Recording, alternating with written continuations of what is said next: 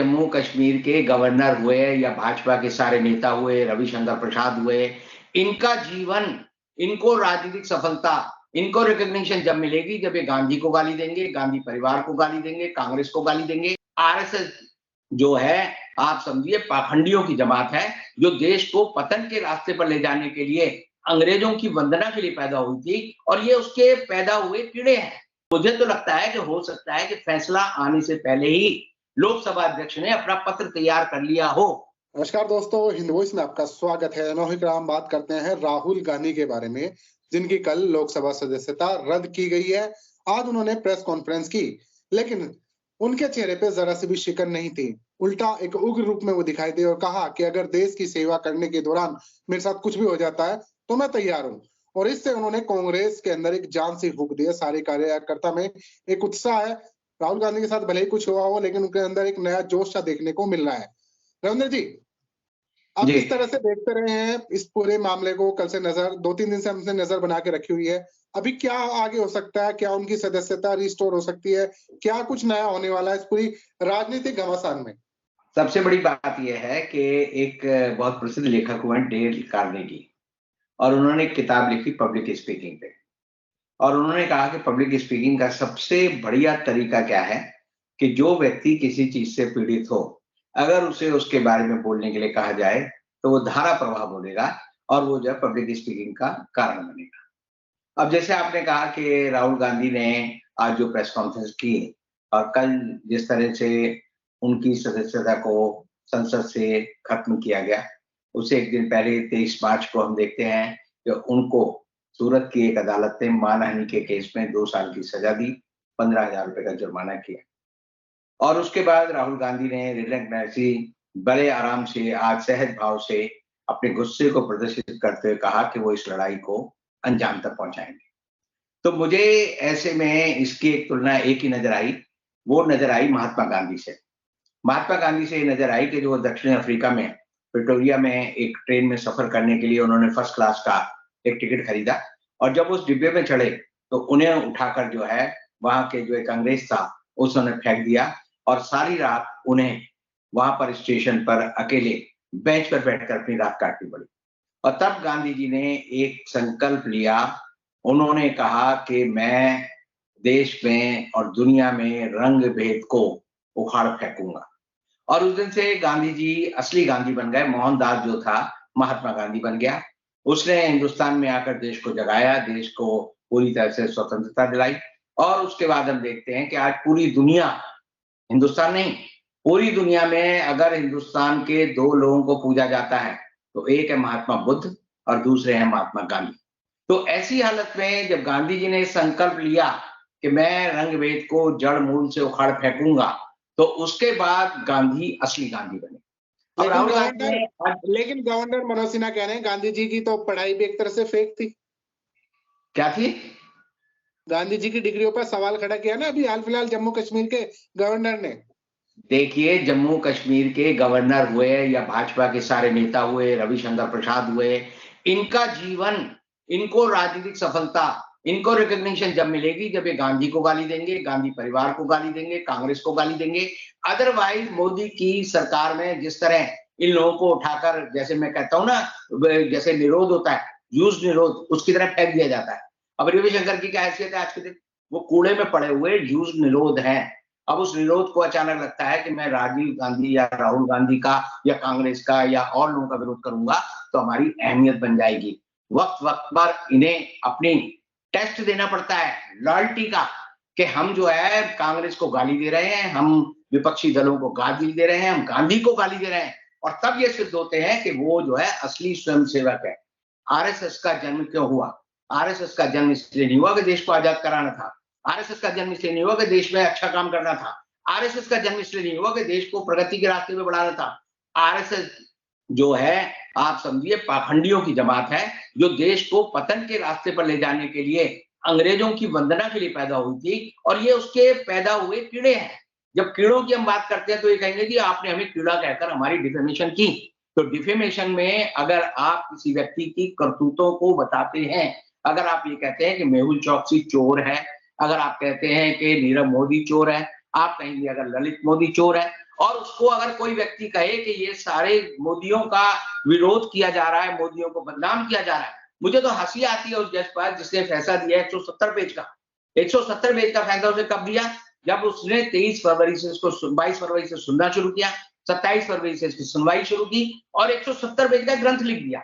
और उस ग्रंथ को अगर पूरी डिफेमेशन की पूरी कंप्लेंट को आप पढ़ेंगे तो वो 3-4 पेज की है। उस 4 पेज की कंप्लेंट पे उसने 170 पेज का एक महल खड़ा कर दिया।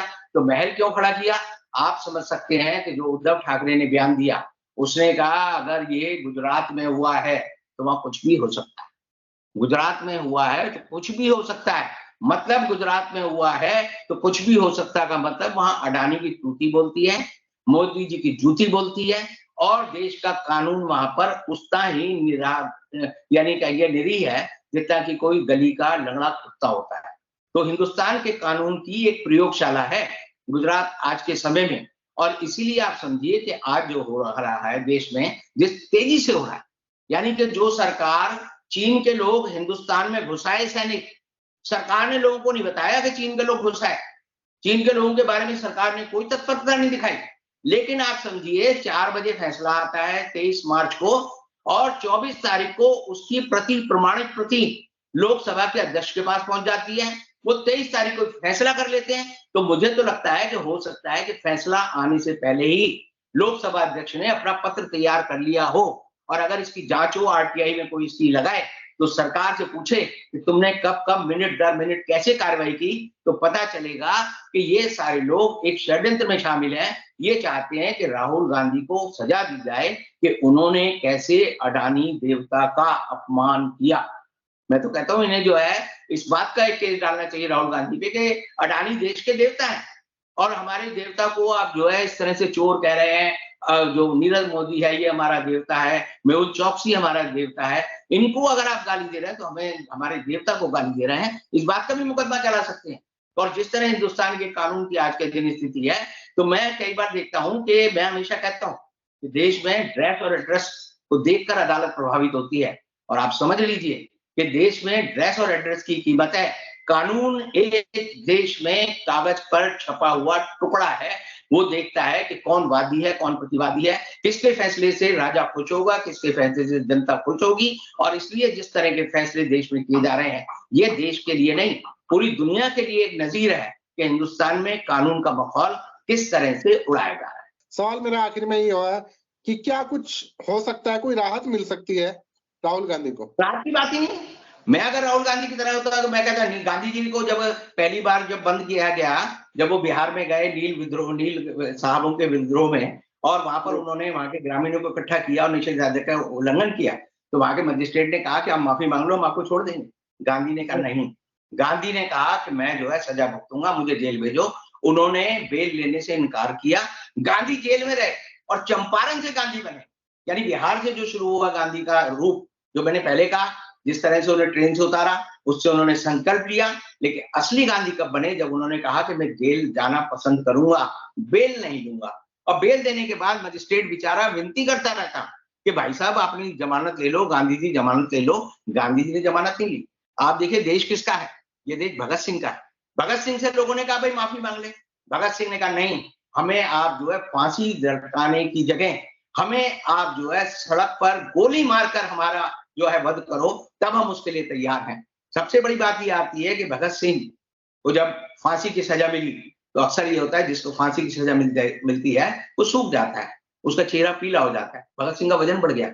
भगत सिंह रोज इंतजार करते थे कब मुझे फांसी मिलेगी। और उन्होंने वो जो बेबे एक सफाई कर्मचारी औरत थी, उसका खाना खाते थे और उसको सारी बात बताते थे।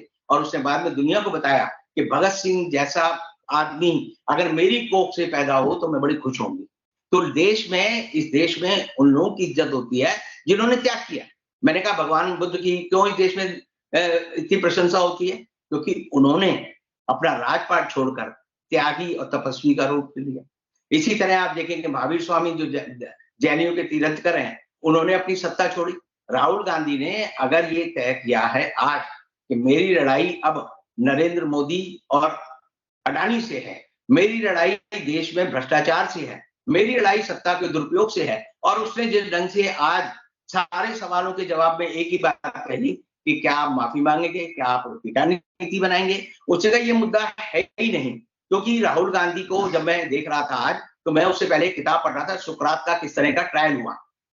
सुकरात को जब जहर का प्याला दिया गया, तो उसका एक शिष्य होता था, वो आया, उसने कहा कि हम जो है यहाँ के पहरेदारों को रिश्वत देकर आपको रात को ले जाएंगे, और ले जाने के बाद हम जो है आपको दूसरे देश में ले जाएंगे, तो आपकी जान बच जाएगी। सुकरात ने कहा नहीं, सुकरात ने कहा मैं जहर का प्याला पीऊंगा, क्योंकि अगर मैं जहर का प्याला पीऊंगा तभी मेरी बातें लोगों की समझ में आएंगी। और आज देखिए, पूरी की पूरी वो सभ्यता खत्म हो गई, लेकिन सुकरात को दुनिया का सबसे प्रसिद्ध विद्वान व्यक्ति माना जाता है, बुद्धिमान व्यक्ति माना जाता है। और सुकरात को लेकर जब मैं पढ़ रहा था ये किताब, ये कई बार होता है संयोग कि किताब खरीदी और ये सुकरात की बात याद आई, और वही सेंटेंस जो आज राहुल गांधी ने बोला कि मुझे डर नहीं है, मैं किसी चीज से डरूंगा नहीं। अब जब आदमी निहत्था खड़ा हो जाता है, सर्वेश्वर दयाल सक्सेना की एक कविता है कि जब एक माँ अपने बच्चे को बचाने के लिए खड़ी हो जाती है, तो उसका रूप बदल जाता है। आज राहुल गांधी का रूप दूसरा था। उसने जो आज कहा कि मैं अडानी का पूरा जो पूरा का शिराजा है वो बिखेर दूंगा, मोदी और अडानी का क्या संबंध है। तो आज के दिन हमला जो है अडानी पर नहीं है, मोदी जी पे होना ये चाहिए कि मोदी जी कहें कि मैं राहुल गांधी से डिबेट करने के लिए तैयार हूं। मोदी जी कहें कि मैं राहुल गांधी के आमने सामने आने के लिए तैयार हूं। मोदी जी कहें कि मैं राहुल गांधी को हर मंच पर, सड़क पर हो, संसद हो, हर जगह मैं उसका मुकाबला करूंगा। लेकिन हो क्या रहा है, वो कहते हैं जी इसको पर्दे से गायब कर दो। ये कायर लोग करते हैं, बड़े बदमाश होते हैं ना, आप देखते होंगे माफिया क्या करते हैं कि जो उनके खिलाफ आवाज उठाता है उसको गोली मार देते हैं, वो खत्म हो जाता है और समझते हैं हमारा संकट खत्म हो गया।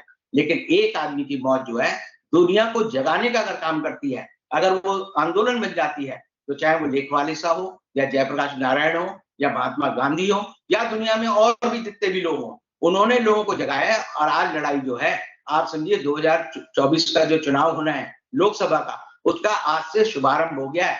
आज से लड़ाई शुरू हो गई है, और इस लड़ाई का अंत जो है हम देखेंगे कि 2024 क्या 2023 में उसका निर्णायक फैसला हो जाएगा। बहुत बहुत शुक्रिया रविंद्र जी, इन सभी बातों के लिए, सारे सवालों के लिए। किसी और एपिसोड में आपसे मुलाकात होगी। जनता पर छोड़ देते हैं, मिलते हैं फिर किसी नई खबर के साथ।